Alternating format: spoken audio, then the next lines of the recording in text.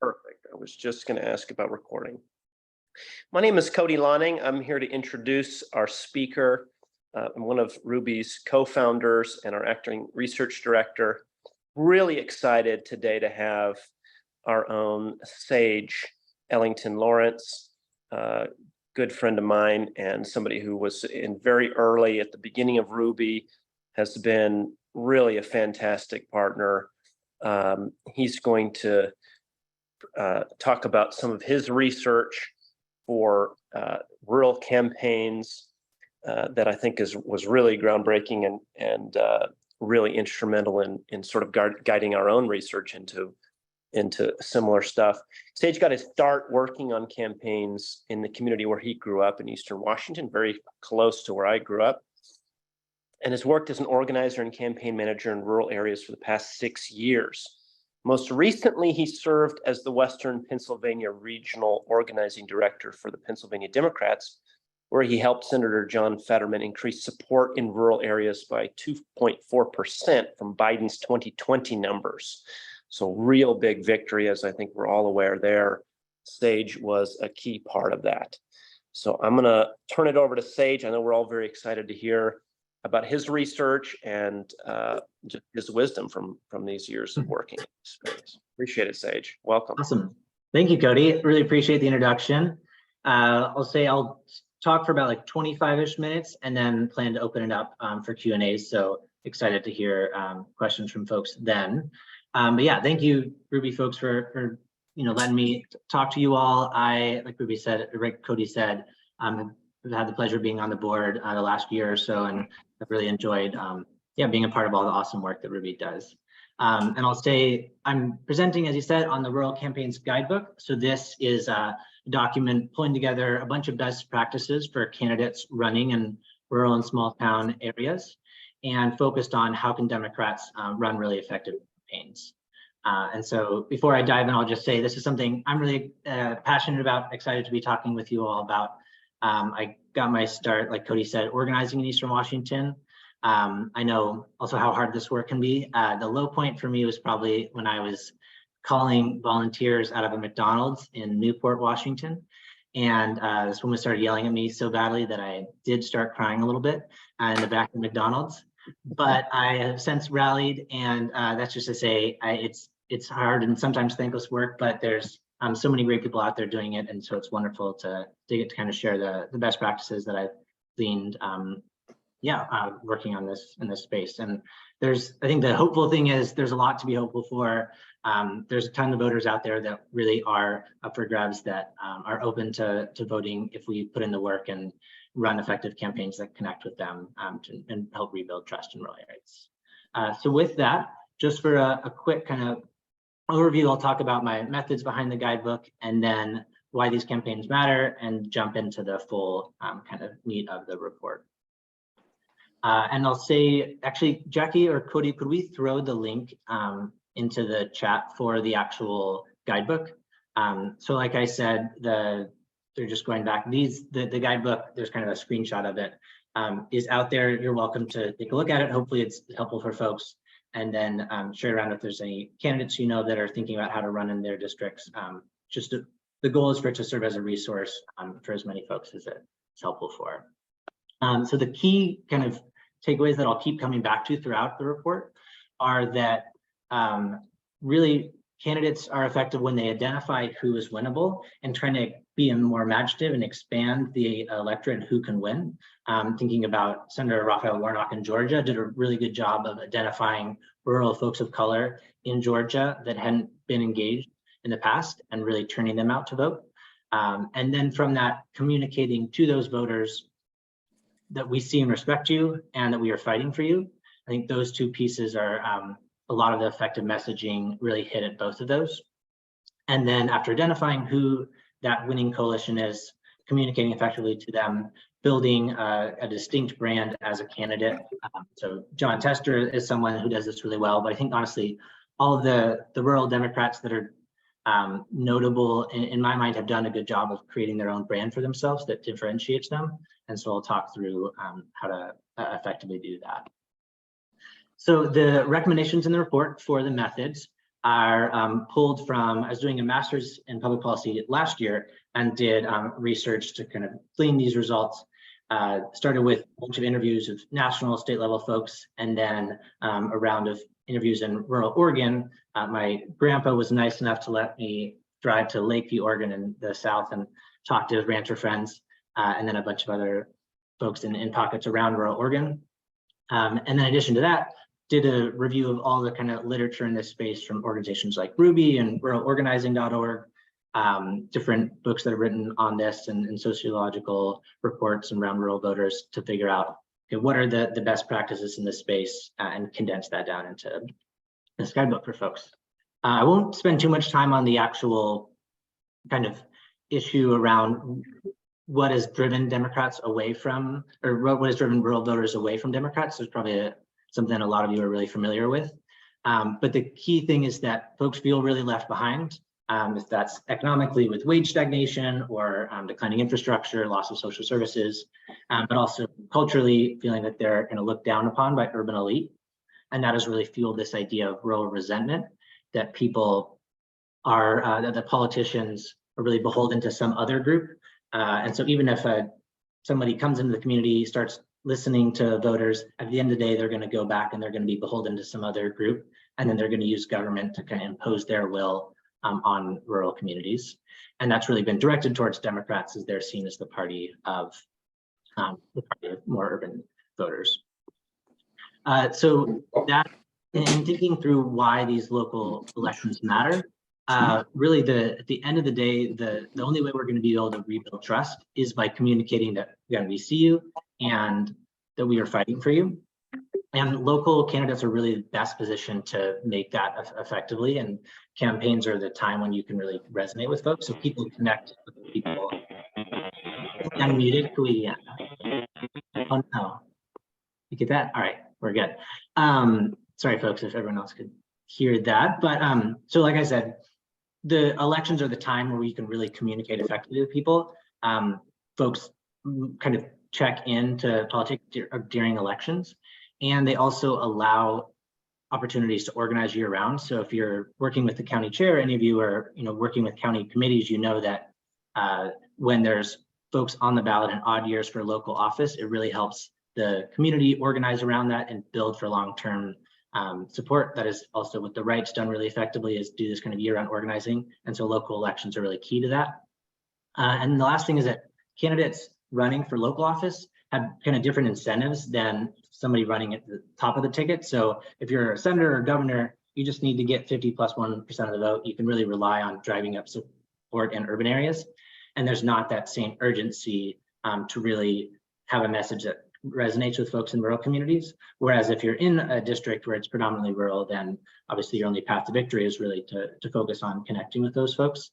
And so those local candidates are well positioned to do that. So diving into the actual kind of recommendations behind the report, the key things I'll walk through are, how do you develop this targeted coalition that can, let's see, are you still able to hear me okay? Got a weird notification. Sue, you're shaking your head now. Default speaker. Did fade for a moment. Oh no, all right, thank you. Sorry about that. Okay now, okay now. Good now? Okay, perfect. Yeah, so in terms of those key things, I'll start with, what does this winning coalition look like? And thinking back to like Raphael Warnock, with looking at his electorate in Georgia, how did he identify those voters that could get him over the finish line by reaching out to rural folks of color and really engaging them? And so rural campaigns just have to get scrappier. If you're running in a city, there's plenty of Democrats, so you're not really scrounging around for votes. But in a rural setting, oftentimes you really need to engage non-voters, so folks that traditionally haven't voted or infrequent voters, people that are swing voters that obviously those are kind of your classic persuadable voters, but also some Republicans. And I think right now is just a really interesting time when people are, the kind of classic boundaries around who people vote for and what a conservative or Republican voter looks like are changing, especially with Trump. And so that's kind of in flux. And then, so thinking about building your coalition, you start with the fact that some people are just never going to support a Democrat. and that's okay. There's a good chunk of the population that's, for whatever issue it is, if it's a local thing, if it's abortion or something like that, that's a non-starter, they're just not going to support. That's okay. It's not your job to reach those voters. But then to think, well, you have your base of support, and then who in the middle that's either not voting or could be voting is out there that you can bring in the fold, targeting your campaign around. Next up, we have the thinking about, again, who in the middle, who are those people that we can bring onto our side. There's a couple of folks in particular, people in towns. So if you think of like a large rural congressional district or a legislative district, you're going to have some really spread out areas and then some pockets or some smaller cities. And those small towns and factory towns are really where traditional Democratic support has been. And that's where we've seen a lot of drop off in support. But a lot of those people still share a lot of the kind of moderate cultural values and are not really extreme and can be brought back into the fold and support a Democrat if they're communicated and messaged to in the right way. And then you have young voters. So oftentimes college campuses are a great source of support if there's a campus in the district. And then folks of color that, again, have traditionally been a really important base for Democrats. But especially in rural areas, we've seen kind of a shift away, which I think undergirds or demonstrates the challenges that Democrats are having in rural areas, and recognizing that rebuilding support there is really critical, and increasing turnout there is really important to creating that winning coalition. And in terms of not making assumptions, just to note here that I think a lot of the data out there, if you look at kind of the big data on voters, it has a lot of assumptions. Like if you own a gun, then you're kind of assume that you're a Republican. But in rural areas, that might not be the case. And so actually talking with voters in person, using focus groups, if you can use polling, that actually talk with real people to, instead of making assumptions around who's going to be supportive of your campaign. And then now that you defined your plan or your numbers of who you want to target, and then you actually, the piece I'll get into now is how do you effectively reach those folks?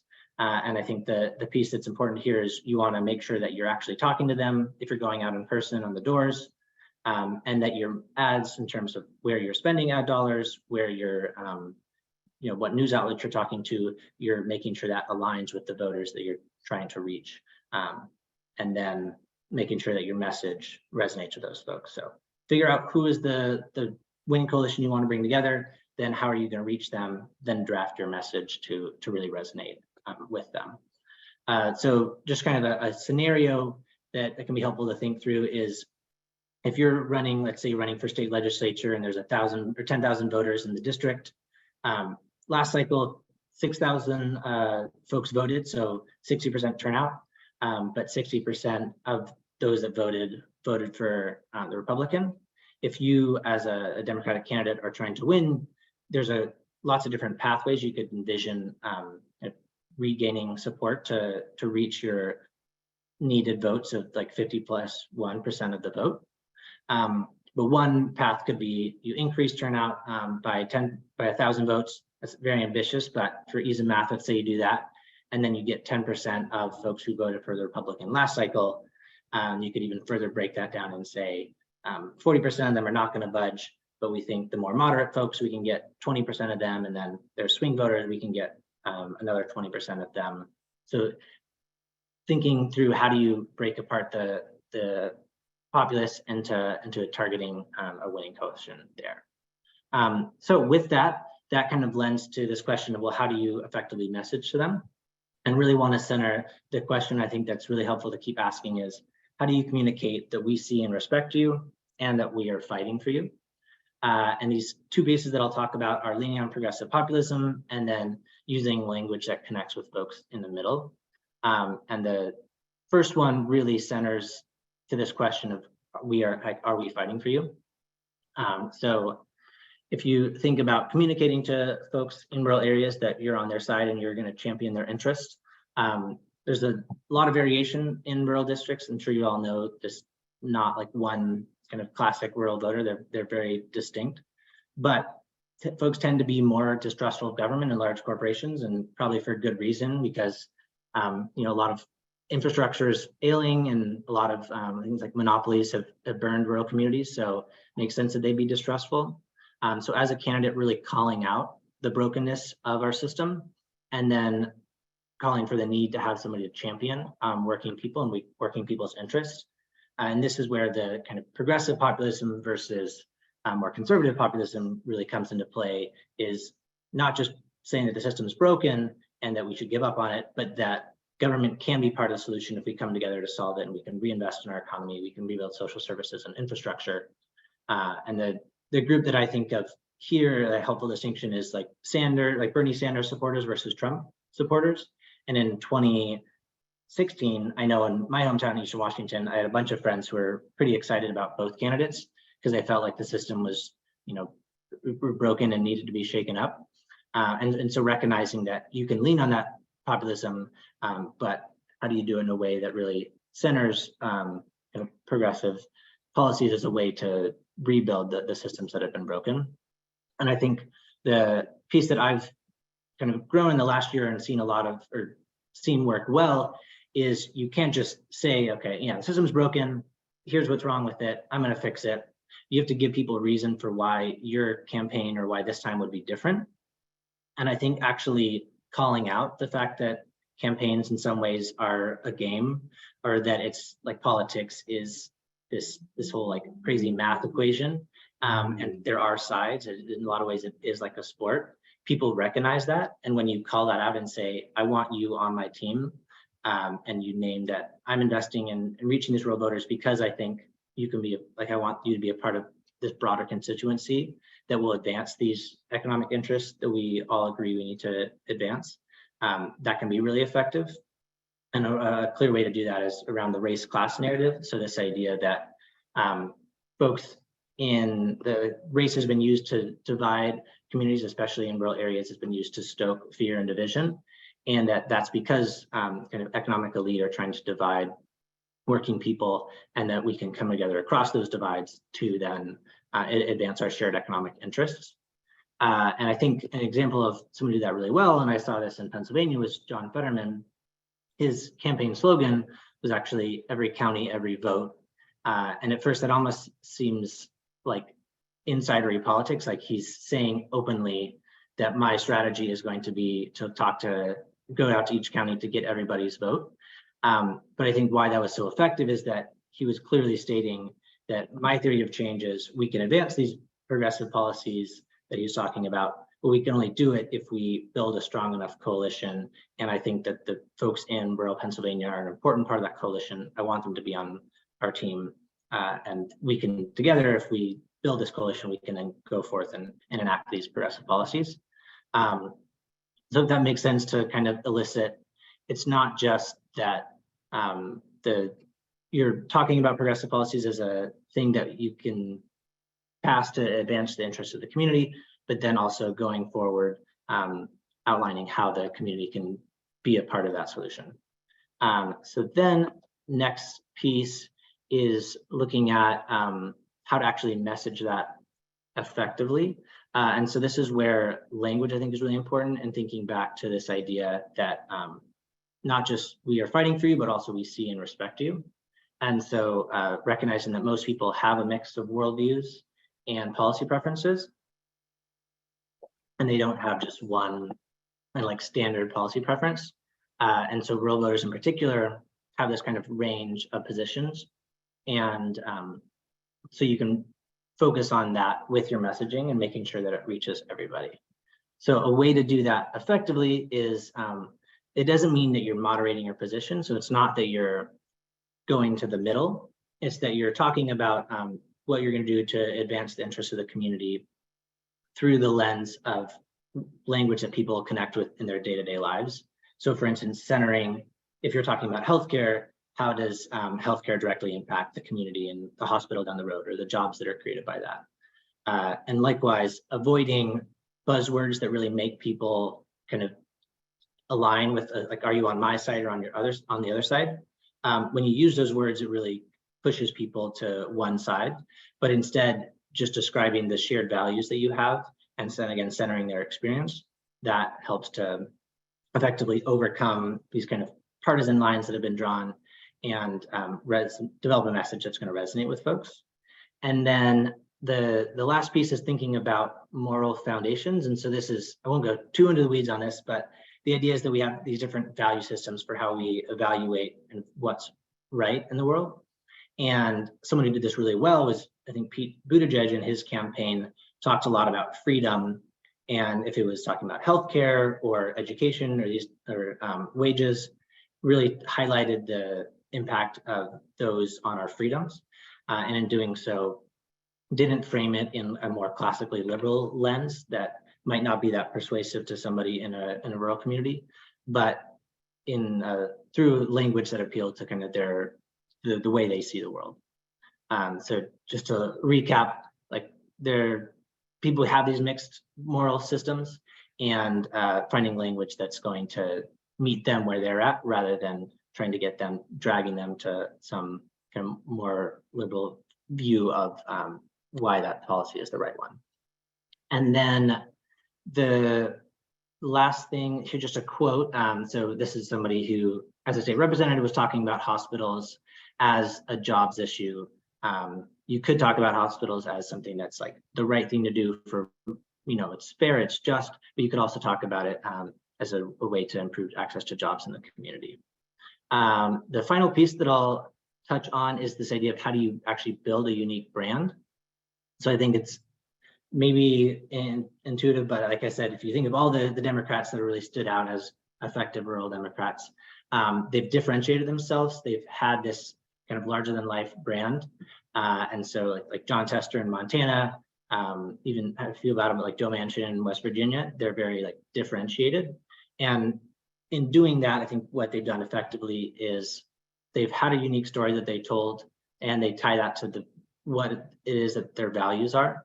And then they consistently message on that and say it over and over again. So I think like Bernie Sanders did this really effectively in 2016. My social studies teacher would always make fun of him for just like saying the same thing over and over again. But by the end of the campaign, everybody knew what he stood for because he was so clear in his message. And then finally, taking actions to strengthen that. So you have your unique story, you have the values that you align with, you say them, you repeat your story over and over again, and then you have actions that align with that. In terms of differentiating yourself, I think the piece that makes it so effective and why it matters for candidates is both you're distancing yourself from maybe an unpopular Democratic Party nationally, but you're also making people feel like they know who you are as a person, and they feel like, I understand this candidate, I have a relationship with them, not they're just X random politician on the screen. And so that's part of what building that brand kind of differentiates you, is that it helps people build trust individually. And so some of the ways to do that most effectively are to be authentic to yourself and to your story. I think in doing that, it's going to be, folks have a tendency to like steer clear of maybe the like non-glamorous parts or the negative parts of their past. But if you own that and say, this is the full picture of who I am, that can actually strengthen your image. And then tying that into the district and what is unique and gives them strength to district is really important. And then working across the aisle, not just for bipartisanship's sake, but when it's truly putting people over party. I think that also helps to make people kind of see you as your own self, who's going to work to represent their interests. And then showing up in odd years. So campaigns or candidates that show up not just during an election year to ask for somebody's vote, but are consistently there talking with voters in the community. That work really matters because it builds a relationship. It, again, builds trust. It makes you as kind of different than the status quo of politics, but somebody who's in the community. And then the last thing is just showing up and actually getting things done. That's something I know folks at Ruby have talked a lot about, is demonstrating how can we as Democrats actually make positive changes in the community, whether that's like a mutual aid program. During COVID, there are some awesome examples of campaigns kind of halting campaigning and just working to get food out to folks in the community, and demonstrating that, these are the values I stand for, and then these are the specific actions I'm taking that align with that. So those are the key kind of pieces I wanted to share with you all. I know I'll just say, like, running for office is an incredibly hard thing to do. So if there's any of you that are thinking about it or who know folks that are, just want to thank that work because it is so valuable.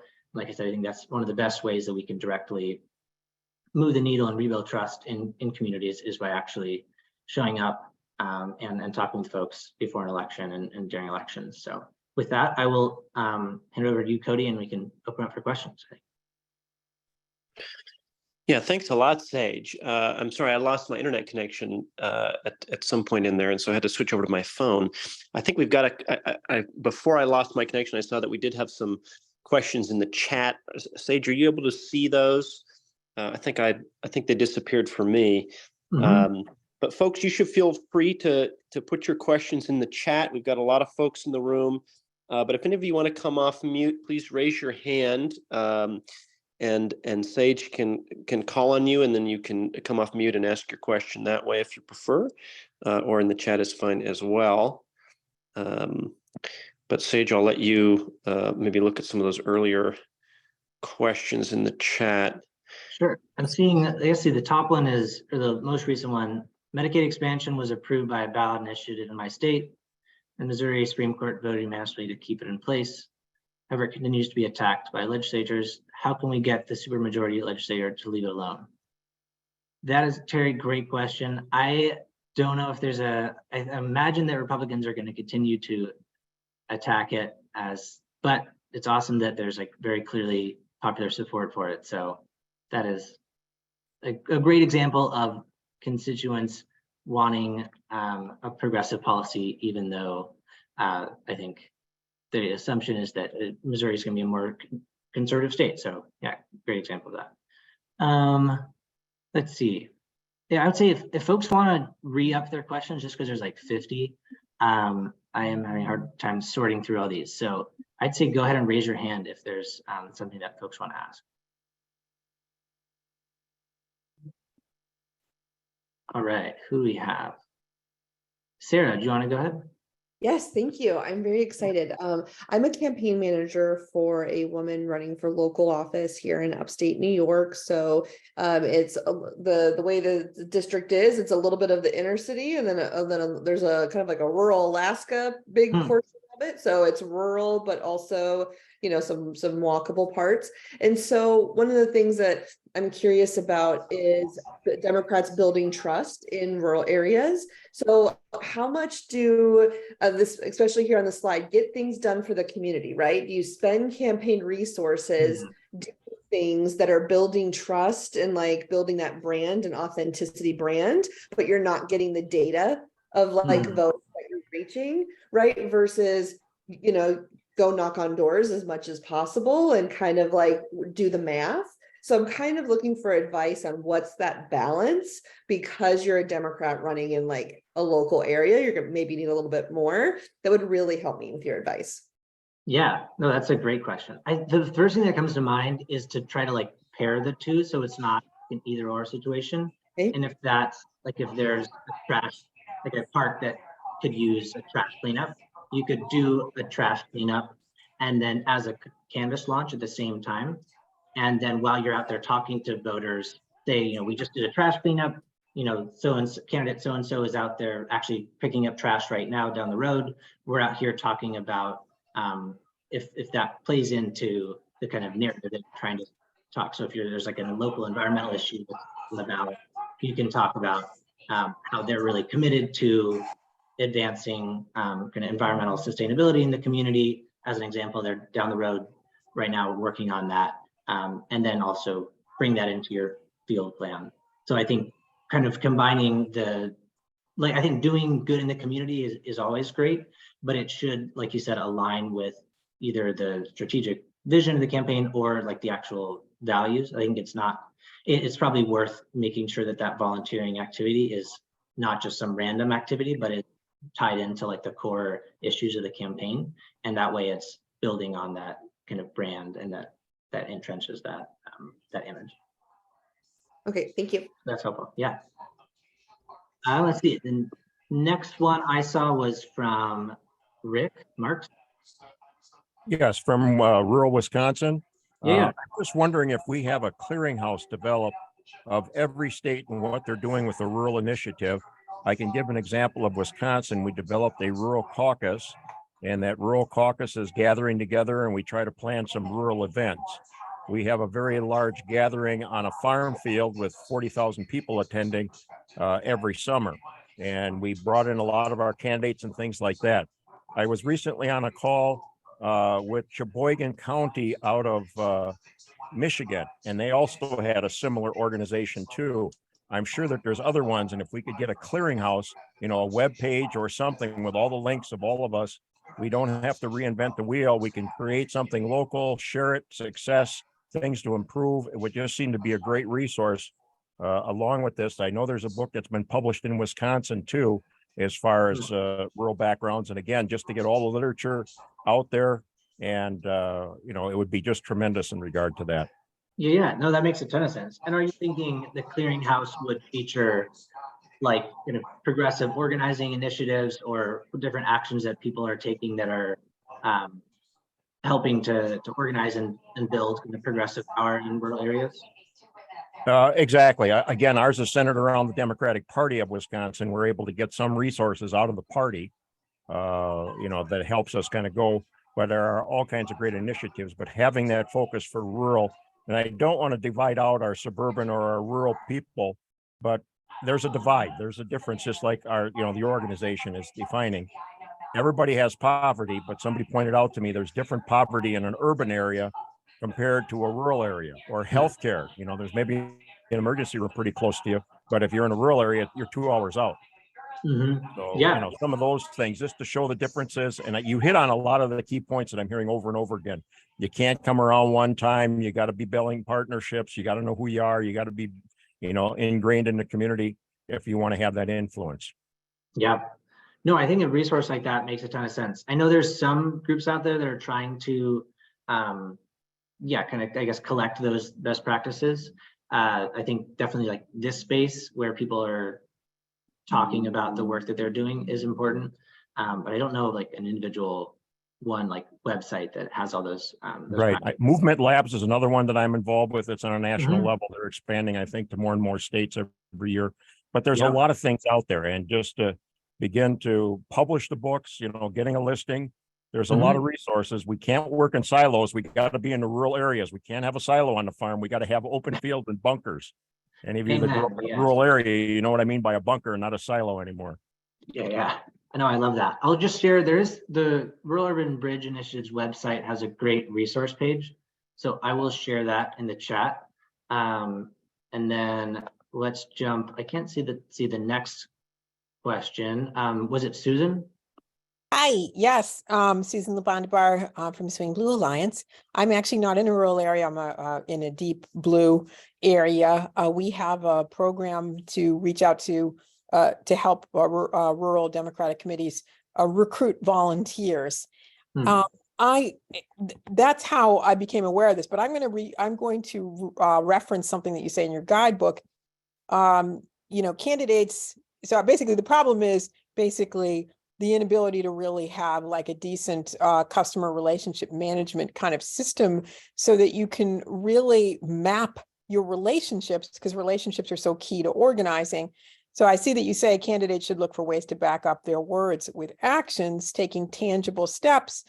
For someone who's been in the community for a long time, one of the most natural ways to do that is to connect people with other people they know, et cetera. But it can feel overwhelming as you just continually expanding your Rolodex and trying to map. How do you manage that? You know, how do you not get on overwhelm when you're trying to just remember, oh, let me connect this person to that person and all of those other things, you know, this person should meet that person, because those things are so helpful.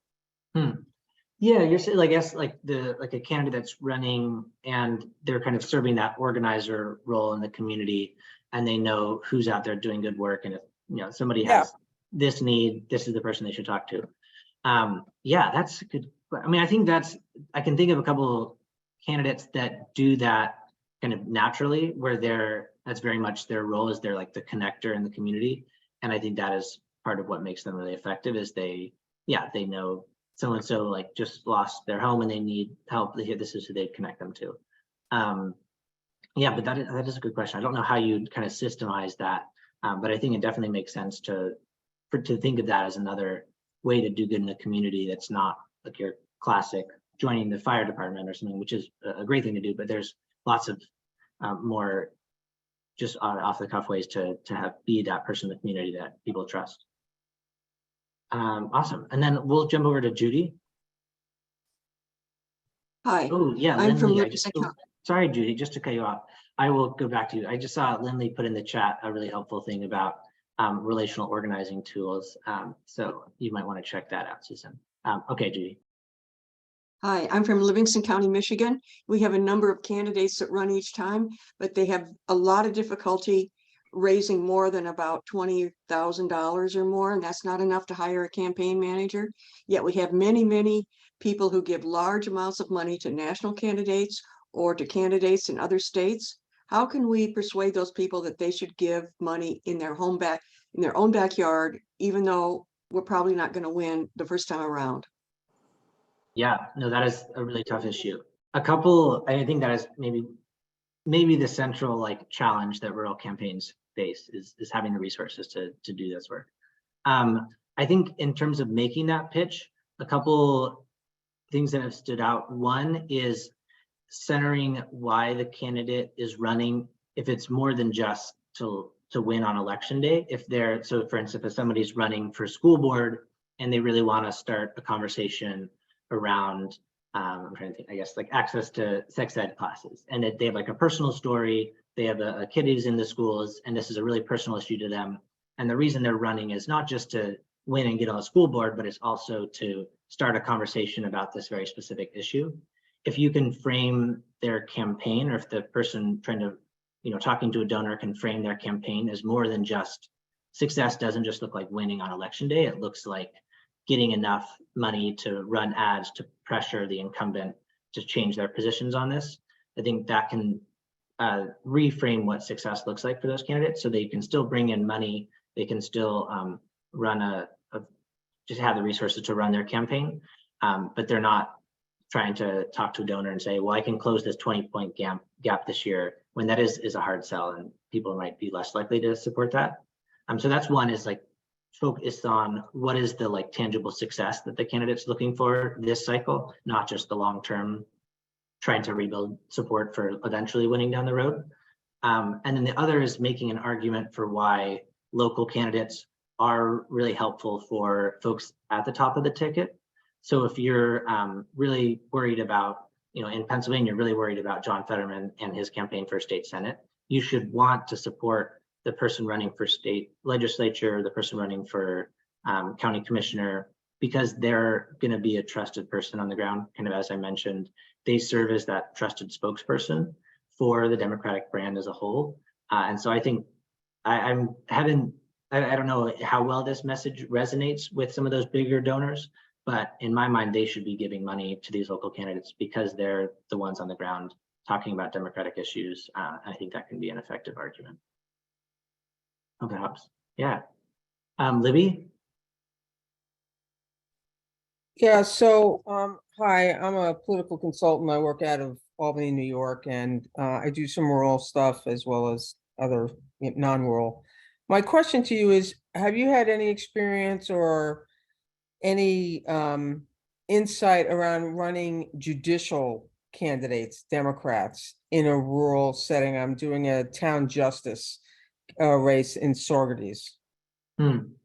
Yeah, I have not worked directly on it, but is there, I guess, do you have a specific, question related to how to approach those campaigns? Well, I was just wondering if there was anything that you could, from the work you've done in the rural communities, anything that you could say about what people would want to hear from a prospective judge. I mean, we know what they want to hear from candidates and the issues. Judges can't speak about issues, so they can only talk about their vision for the court. Yeah. I think that's definitely an area where the thinking about moral foundations theory, again, it's like a very a scholarly topic, but it's been really helpful for me to read like the actual Jonathan Haidt is one of the authors who published the research on that. and thinking, especially if it's a nonpartisan race, then the language the candidate's using to talk about their positions is obviously going to be really important.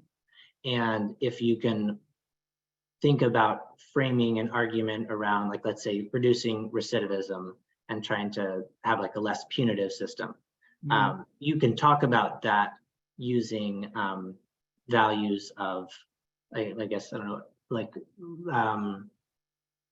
respect for, like, if somebody's done their time, then it's their, it's their, like, we can move them towards like a fairer system that's not an argument that's rooted in fairness, I guess is what I'm trying to say. Like, you can, I can't think of anything off the top of my head, but I Okay. think thinking of that framework of, if you, just because your policy position is more liberal, how can you, that is a separate issue than how do you use language that is going to resonate with a more rural voter who tends to be more conservative, just on from a values standpoint.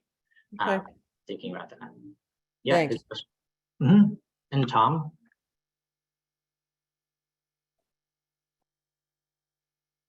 Tom, are you there? You're welcome to ask your question. Yes, can you hear me now? Yes. A little trouble with the mute button. I'm also from Wisconsin, and I've just got a suggestion. Most people are not aware that in Minnesota, the official name of the Democrat Party is the Democrat Farmer Labor Party. And I think it might be wise if in other states we think about maybe renaming our party's names to something like that, that suggests an interest in the party being inclusive of the folks in the rural areas. And of course, I'm in the rural area as well.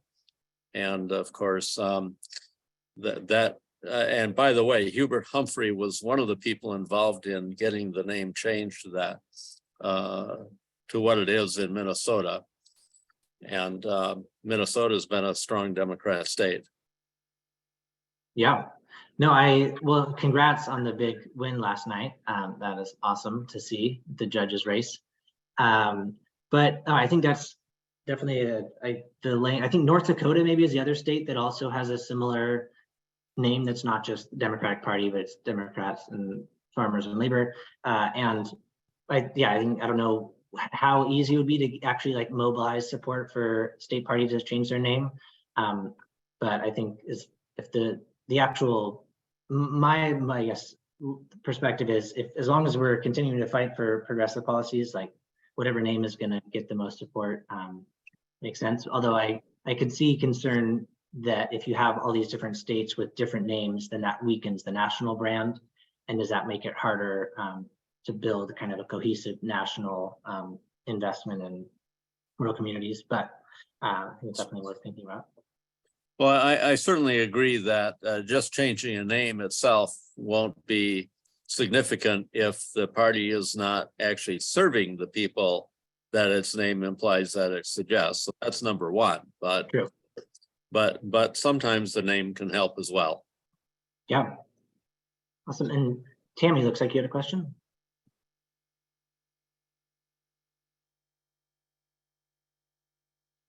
I have to unmute.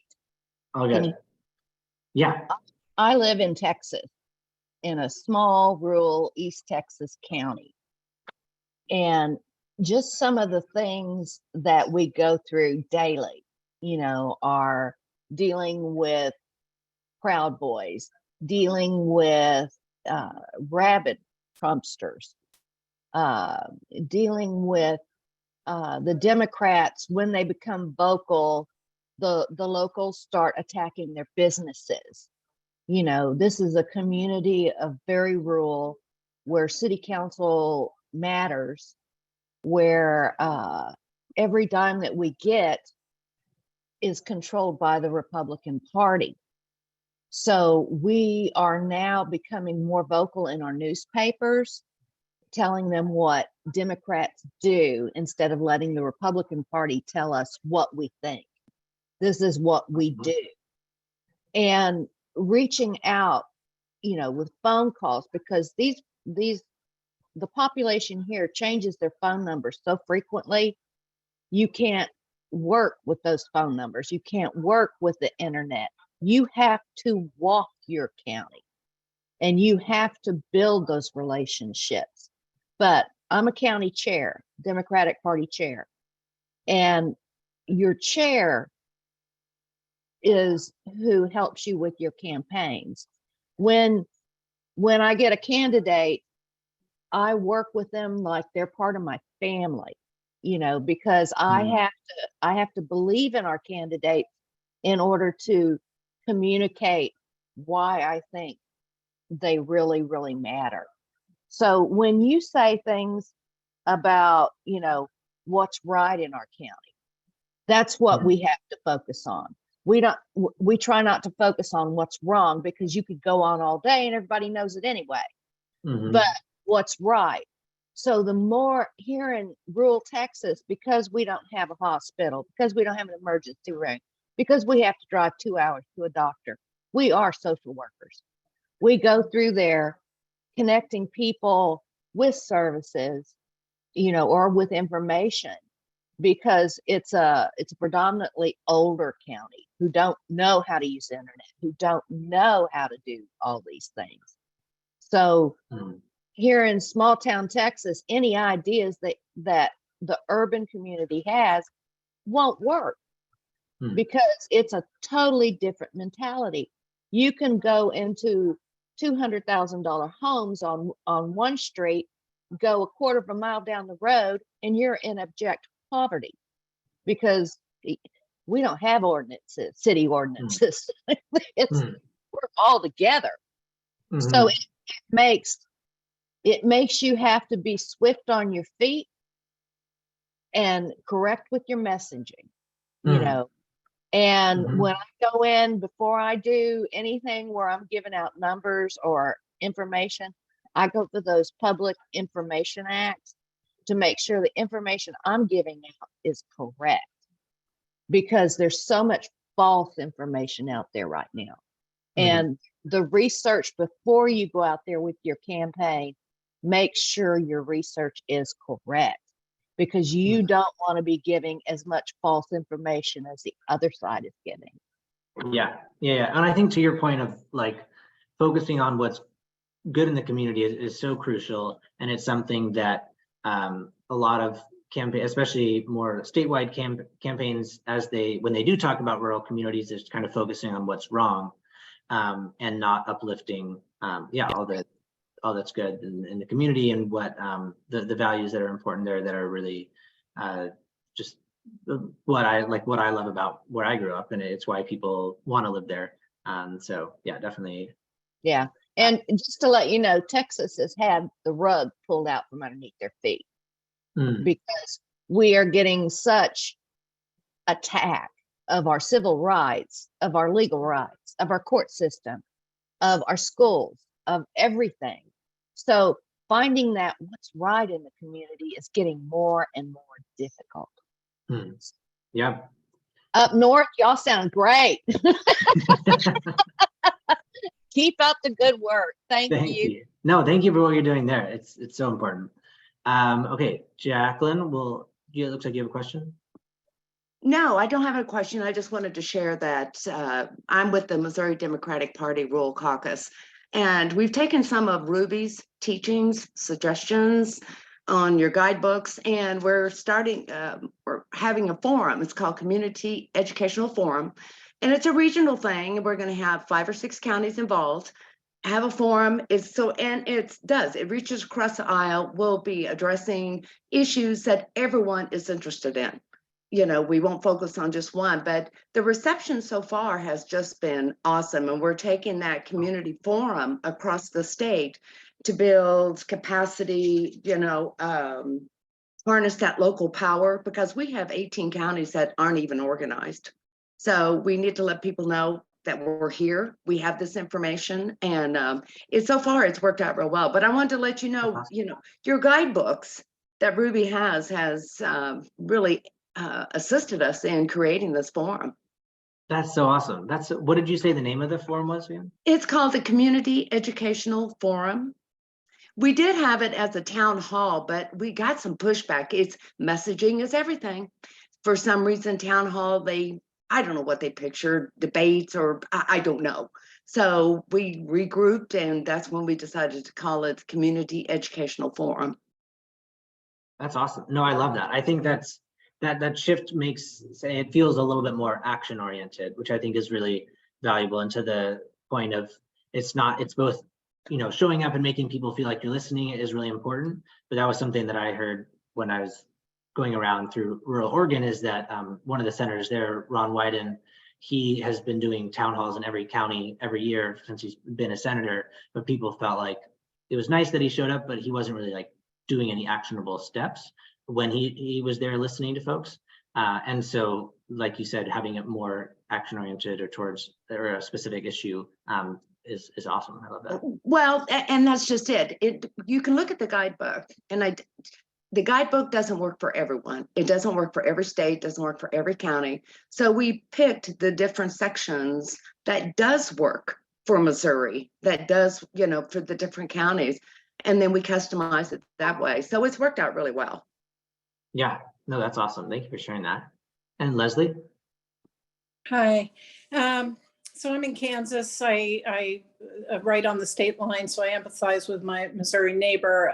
We have even more counties that aren't organized, but one of the things we're trying, and we're going to work a little bit with party to do this, but it's really field organizing techniques, Sage, like campaigns would have, to create, we all have these international sister city programs. We're going to do urban sister city with our rural small town city counterparts, especially in those counties where we do have a larger, 4,000 or 5,000 person city or town. So the idea there is to take all the practices that you've been speaking about, but kind of try and mobilize and use the conversations and connections so that we can be a support in the East, where a quarter of the population of the state lives, and the money is centered to the extent we have any money in Kansas, and try and push it out for good advice. And we're using Jane Klebb. If y'all haven't read Harvest the Vote, that has helped us a lot, thinking about how to pair relationships and get things out and sort of seeded in different parts of the state without having it all resource heavy in one place. But thanks for all your great advice, Sage. No, that's wonderful to hear. That is such a cool idea. I love that. I think we need more, like you said, more exchanges between urban and rural is definitely how you kind of rebuild or break down those divides. That's awesome to hear. Okay, great. I don't see any other hands. Is there, unfortunately, I kind of got lost in the chat. So if anybody had any questions in the chat that you want to ask, just go ahead and raise your hand. Yeah, Greg. Oh, I can't hear you, although it looks like you're unmuted. Try, I've got multiple mute buttons. There we go. Is sharing experiences. We've got 64 counties in Colorado, nothing like you got down there in Texas, I understand, Tammy. But every rural county that we've got is a little bit different. And we've got a mix of rural living situations, from large ranches and large farms to what we call rural subdivisions, where the smallest lot is 5 acres. It's too big to walk, but it's and we've got the same situation with the lack of telephone service, the lack of internet service. And one of the things that my wife, who's the vice chair here in Teller County, has been really leaning on are postcards. And it's just, reaching out to people who've already kind of got their heads around our values and are aligned with that, but need the reminder to vote. And we've got 3 flavors of voters here. We've got Republicans, Democrats, and we've got unaffiliated. Now there's some other parties, but those unaffiliated people, they're growing. The number of people who are unaffiliated are outstripping either one of the named parties. But what we found is that those people mentally are one way or the other. They just don't want the label. And so we are really focusing on how can we reach out to those folks who don't want to identify as a Democrat, who don't want to identify as a progressive, and get them to the polls to vote what we already know is in their hearts and minds. And the postcards have been working well for us. And we've got 2,500 registered Democrats here in Teller County, but we get 5,000 votes for a Democratic candidate. And that's by reaching out and connecting with those unaffiliated folks. And I think the mix, you kind of got to experiment because it's different for everybody. Yeah, How you do it. no, that makes, and I think too, the like you said, the unaffiliated is definitely a growing trend in a lot of places. And that's, in some ways, it's good to see that people are, I mean, it's probably frustration with the two-party system, and at least with the parties for sure.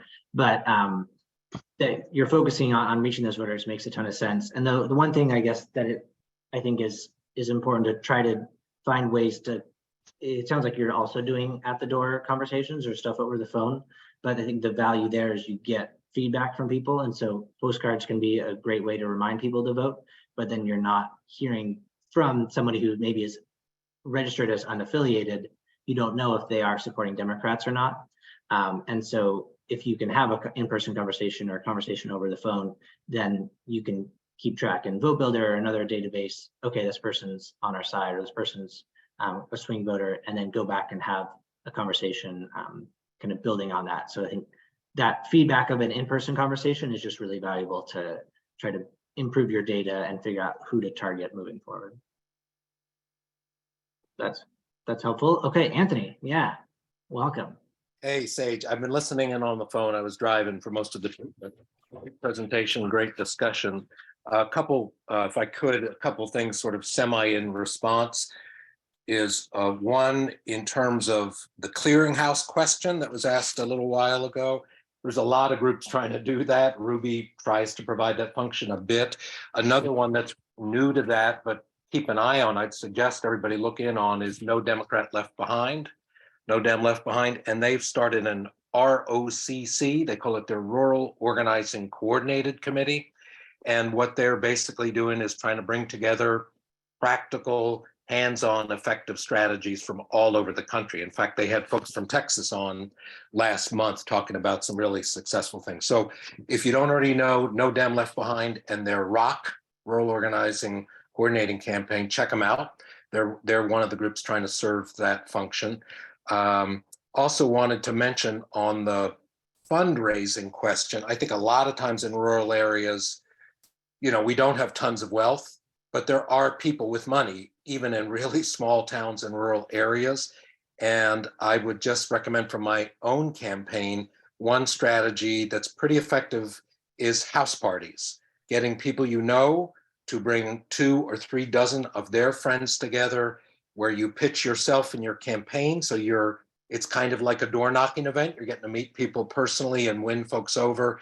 And simultaneously, you can raise significant money. I was told you can't raise money doing that, but we actually raised substantial amounts of money doing those house parties. And one last comment is that this is really the best time we've had to bring rural into the national debate in my lifetime, and I'm pretty dang old. So what Sage is doing on his own, and he's joining the Virginia caucus in the next little bit. All these different groups that have emerged in Michigan, you've got Project 83 that has been focused on statewide, county to county organizing. In Virginia, we have Rural Ground Game. I mean, way more than just 5 years ago, rural has a place. And so for everybody on the call, even if it's pretty tough, which it is, I just want to encourage them that we have a better opening than we've had forever. And this is the time to jump on it in whatever respect. Yeah, that's awesome. No, thank you for sharing all that. Wonderful. And I know we're at time, so I just put in the chat the link to the resources, the Ruby resources page. Definitely encourage everyone to check out. It's under the articles and reports section. At the bottom is the link to the actual PDF of the full report. You can just Google that too if you're not able to pull it up in the chat. and you're welcome to share this around. All those resources are open to the public. So yeah, with that, I think we're at time. Thank you all so much. And thank you, Anthony, for those inspiring words. Agree wholeheartedly. It is awesome to be doing this work right now. I appreciate all of you for joining us.